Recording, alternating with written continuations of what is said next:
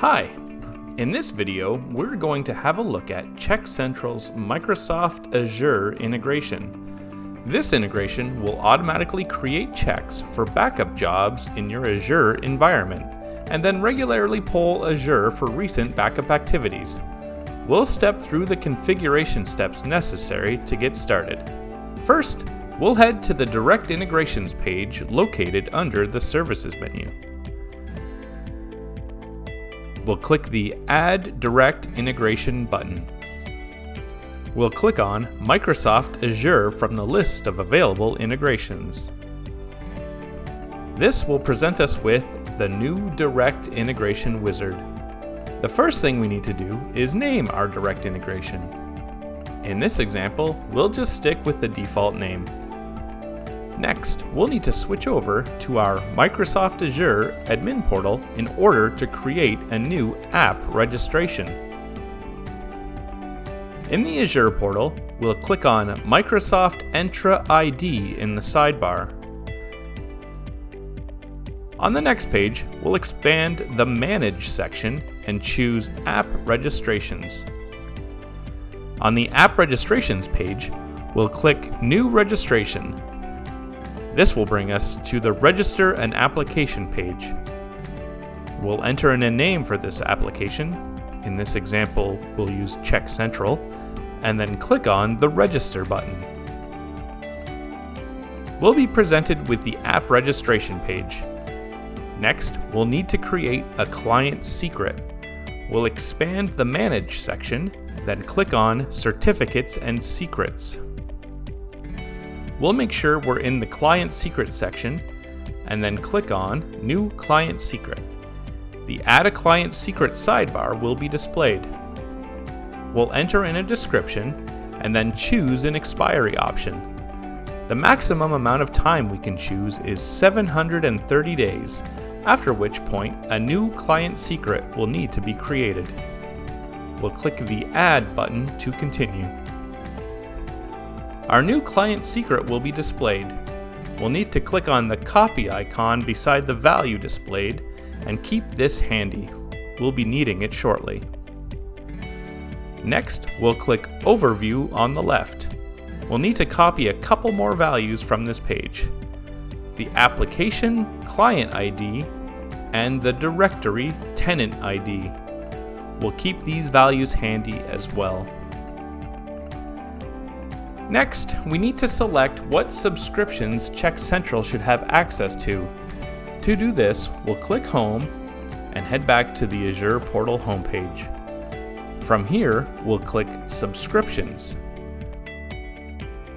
We'll click the subscription we would like to give CheckCentral access to. On the subscription page, we'll click Access Control. Next, we'll click the Role Assignments tab. We'll click on the Add button and choose Add Role Assignment. We'll select the reader role shown in the list.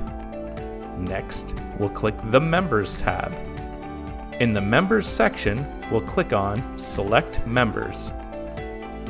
We'll search for the app registration we created earlier, select it from the list, and then click on the Select button. We'll click on Review and Assign to continue. We'll click Review and Assign once more.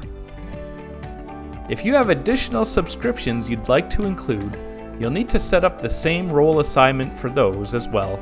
In this example, we just have the one, so we'll continue by switching back to CheckCentral. We'll paste in the values we copied earlier: our client secret, our application ID, and lastly, our tenant ID.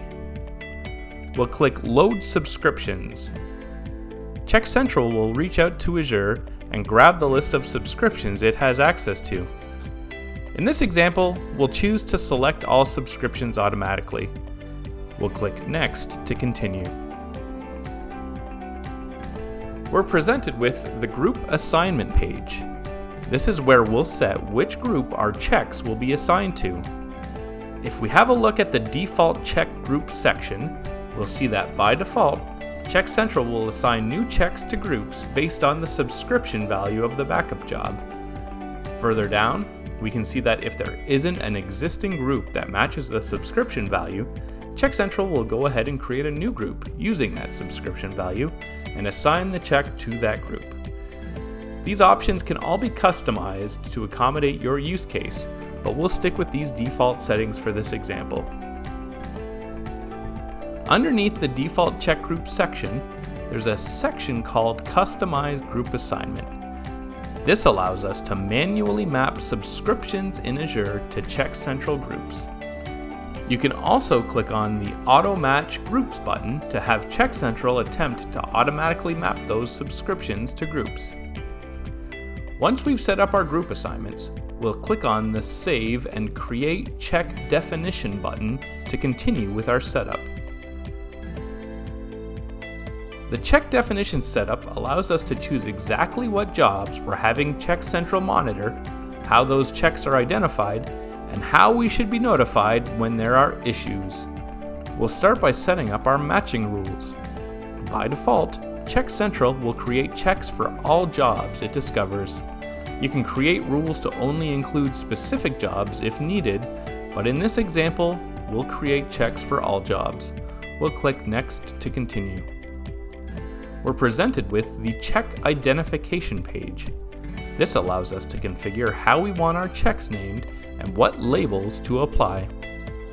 We'll start with the check name template. By default, the checks will be named based on dynamic values pulled from the Azure integration, in this case, the job name being backed up.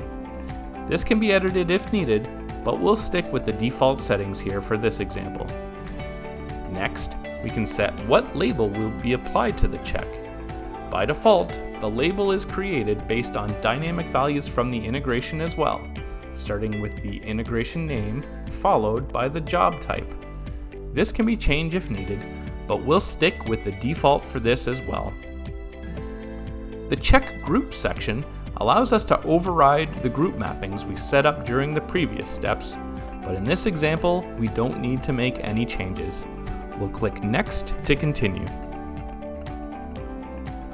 The Notifications page lets us configure how we want to be notified when there are issues. We can choose to be emailed, receive a text message, receive push notifications via the CheckCentral mobile app, as well as several other options. If you've configured other notification services or ticketing systems, these can be selected as well. Additional options to further refine when alerts are sent are also available, but for our example, we'll stick with the defaults. We'll click Next to continue. The final page shows us a summary of what checks will be created, and we can see what the name of our checks will look like, as well as what label they'll be assigned. Since everything looks good, we'll go ahead and click on the Save button. We'll be taken to the Integration Overview page. From here, we can see a list of backup jobs that have been discovered by our integration and view the resulting checks. By default, this integration will update data every 6 hours, but we can manually request an update by clicking on the Update button located at the top of the page. If we refresh the page here, we can see that an activity has been created, meaning CheckCentral has received some backup status information from Azure. If we open up one of our checks here, we can see the new activity under the Recent Activities table. We can click on the latest activity we received here to view the backup status information CheckCentral received from Azure. We've now completed configuring our Azure integration in CheckCentral. CheckCentral will automatically create checks for any new backup jobs it discovers from our Azure environment and update those regularly. As always, CheckCentral will keep an eye on things and let us know if there are any issues.